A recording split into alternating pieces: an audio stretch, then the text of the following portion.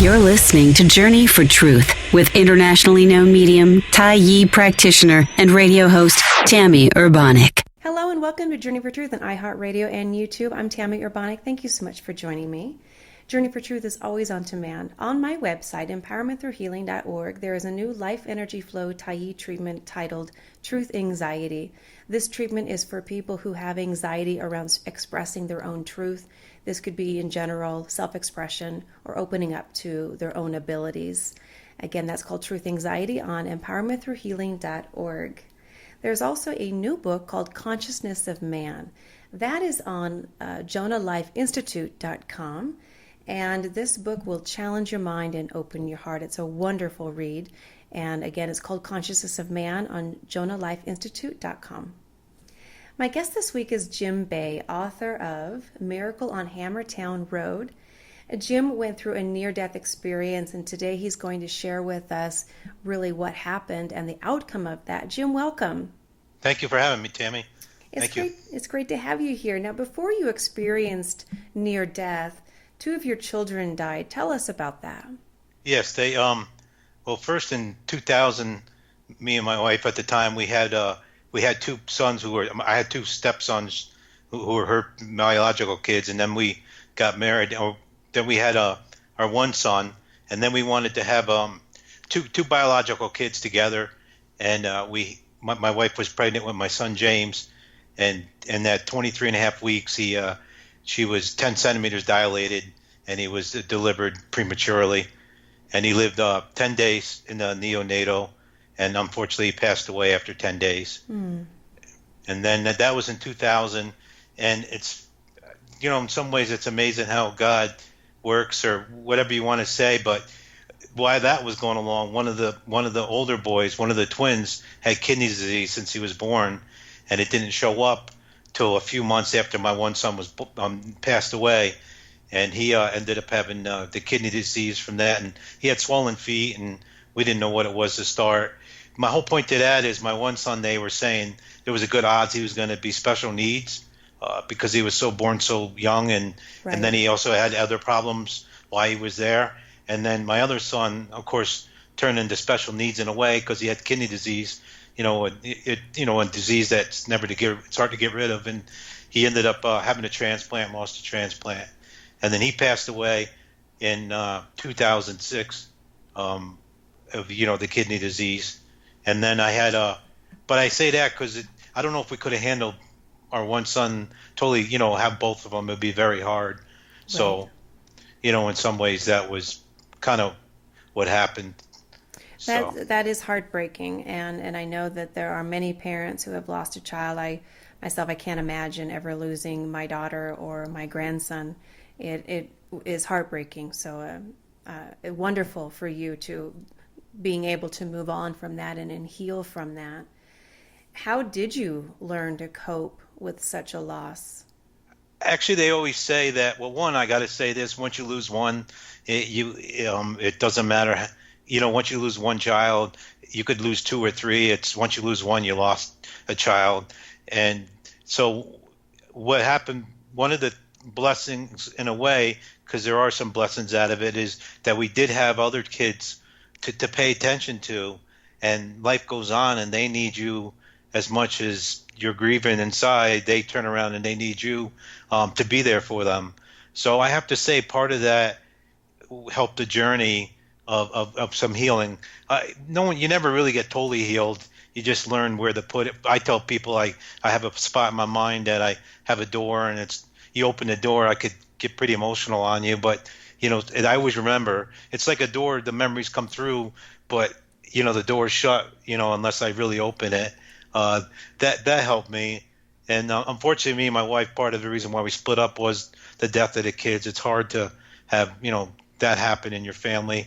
And then my own son with the terminal illness, kidney disease, it really is a financial burden on the whole family when you have a ongoing, disease, they have to go to the doctors and all that. Mm-hmm. Wow, that makes a lot of sense, being able to place your attention and your love into the children who are alive, still in the physical, because you're right. They, regardless of the loss, they still need the love, they still need attention, And I'm sure a lot of parents can relate to that. Now, what led up to your near-death experience? Well, what happened was people were shocked I actually had it happen, but I was walking.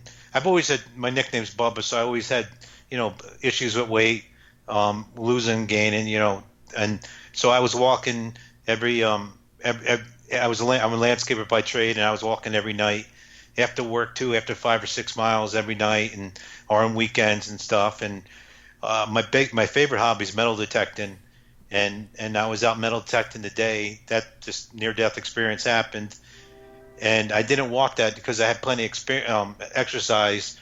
And then at night I was home and I didn't feel well, and I normally don't walk around my house because it's a dead end road. There's no street lights, but I just didn't feel well, so I was like, oh, just a little short 5-10 minute walk around just my road would be good. And that's how it all started. I went out for a walk, and I went to where there was towards the end of the dead end road, and there's more light that way. And then I came across the car, and they were pretty much drunken, I believe, on the road. Some guys got out, and I didn't want to, confront them in the dark or have any issues. So I turned around, and I didn't feel well, so I continued past my house, and I got down a little ways, and I started feeling a little better. So I said, it's time to go home. So I turned around to head home, and it's a little bit of slight hill. And then what happened was I looked up, and I saw like car lights, but I never saw the car, but just lights. When you're on top of a hill, the lights shine out further. And I ended up, seeing car lights coming. And the way I walk at night, if I'm walking in that situation, I soon get off the road and I stop so that people have time to react. Because if you continue to keep walking towards the car and the car keeps coming to you, there's less time to react. So that's what I did. I actually stepped off the side of on the road, and I stepped on my left foot, then my right foot, and it was in some swale. And next thing I know, I stumbled forward, and I ended up free falling.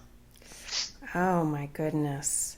So when you're in a situation like that where you're free falling, do you lose consciousness in the middle of it? Are you feeling the pain as you're falling? Actually, for me, I actually was like, it was quick, of course. I fell 14 feet on my head, free fell. And on the way down, it happened so fast in a way, but it was so unreal. It was hard to put your mind around it.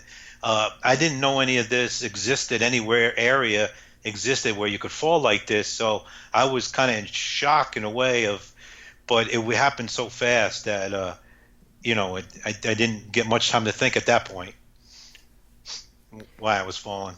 Right. And so how were you rescued? Did someone see this occur, or they found you the next day? Well, that's where the story, that's what ended up being the book.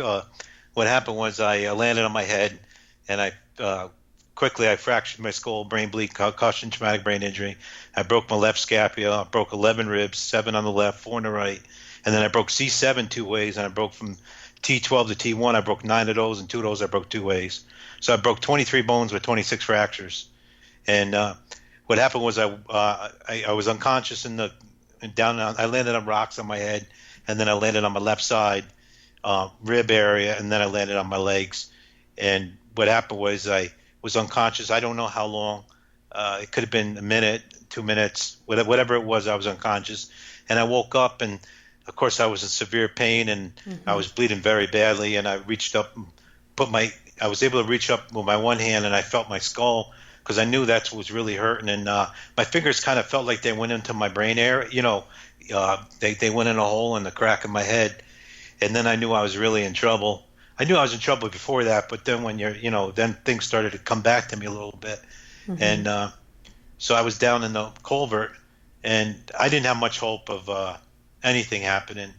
I found I thought about my cell phone after a little bit, kind of came. I said, I had my phone, but it wasn't with me no more.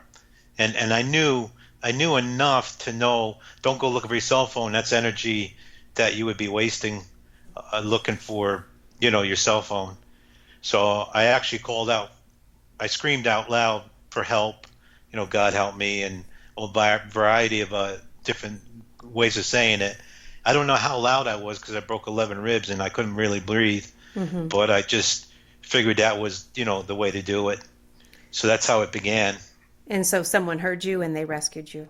No, actually, no one heard me. Oh. So what happened was no one came to me, and then it's really true when you're then it became to me that I was dying. I was pretty much going to die. It became a surreal feeling that, of course, I was crying, blood. It was all mixed in, and you think your life does flash in front of you. At least for me, it did. Other people, maybe not. I don't know. I just know my experience, and I started thinking of all the things that happened, and I really had no hope. I was at a group with somebody, and they asked me how much pain I was, and this was just a simple way of saying it. There was 3 other guys and me, and I said, "Has anybody broken a bone?" And they said, "Oh," one guy said, "Yeah, I broke 1 bone."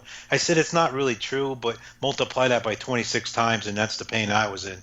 And the guy was like, "Wow, that he was in pain with 1 broken bone." So how did someone find you? Well, that's what happened. I ended up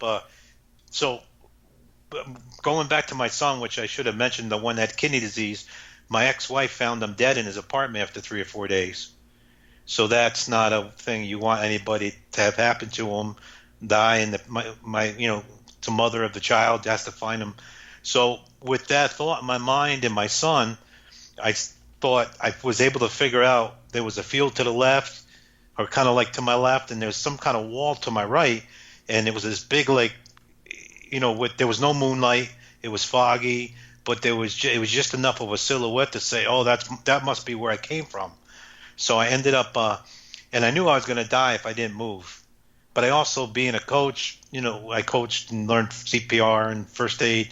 I knew you're not supposed to move with a brain, with a head injury. But I knew if I didn't move, I'd be dead from bleeding alone because I was bleeding badly. So I ended up crawling across the rocks, and and then I ended up getting to the side of his hill, and I said, "Well, I got to climb it."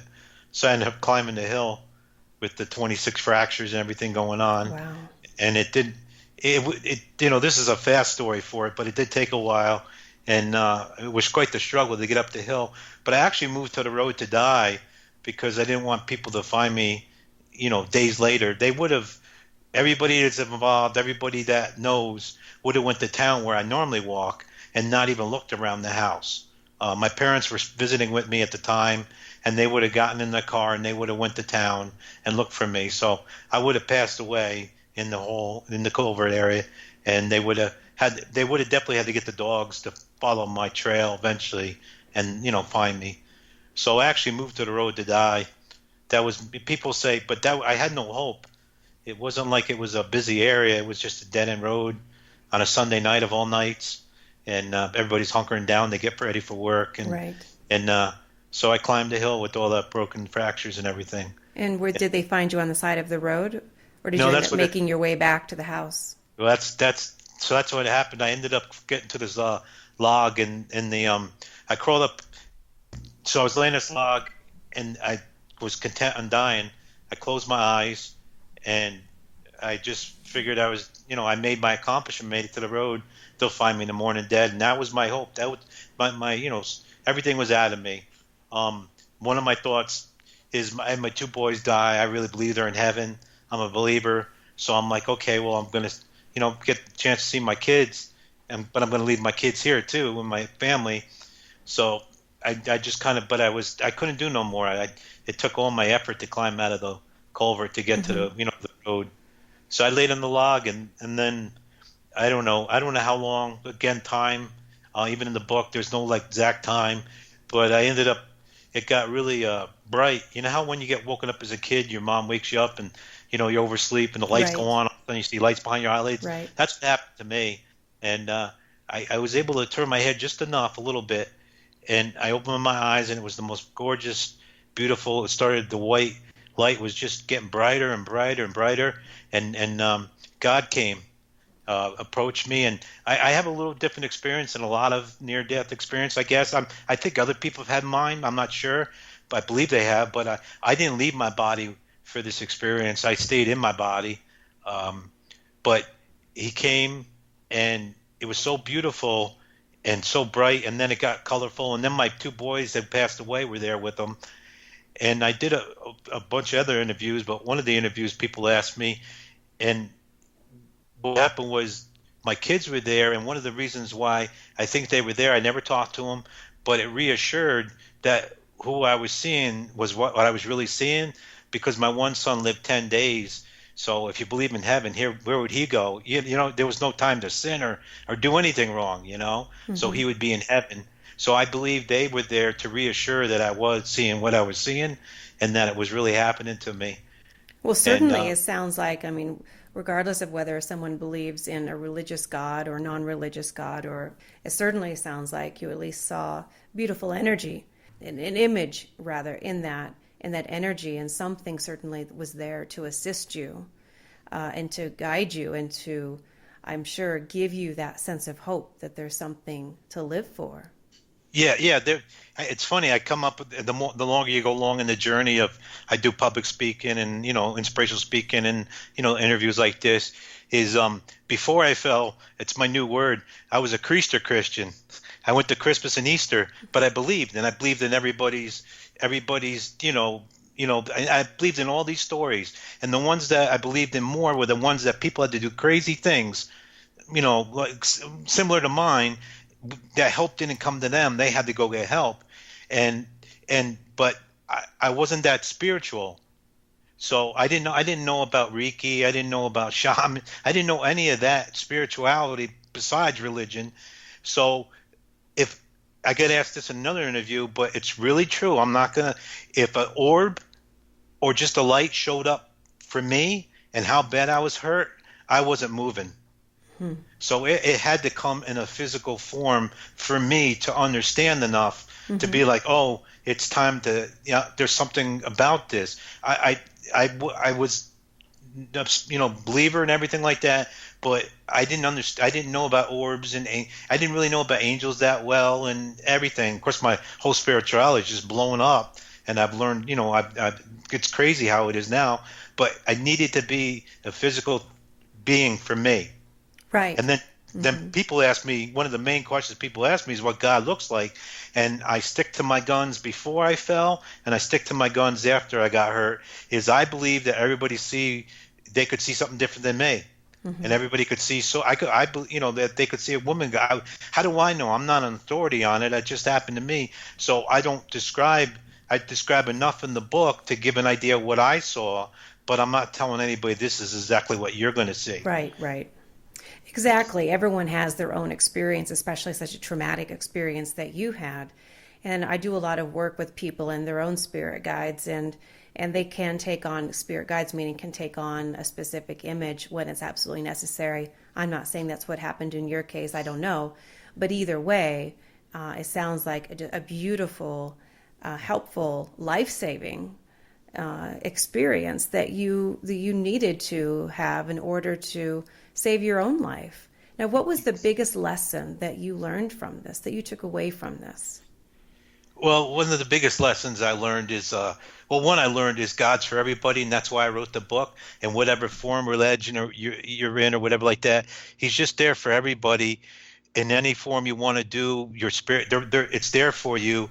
You could be 80 years old and not be a believer, and turn 80, your 80th birthday, you could start believing in, and He's there for you. So that's part of the reason why I wrote the book, and my message, God's for everybody, because I was just a Christian believer, and I forgot to mention I don't know the Bible, and there was reasons why I didn't know the Bible. So I wrote in the book, what I got told by God. So I understood it more myself. That's it, and there's all these miracles. Every day is a miracle in its own right. And so I just, I take away that, when chips are down, have the faith that, hang in there, that it'll be all right in the end. That's a big, thing for me. Absolutely. And, so that's one of the big, things for me. And people that read the book, they even say, wow, you had faith all along because your kids died and all that, and you kept going and stuff. But, I just, I'm in awe. And my experience when I was at the road, I compare it to this. Like you have those big jetliners, the Air Force, whatever, and then they need refueling in the air, and that big bomber comes in and refuels them while they're flying.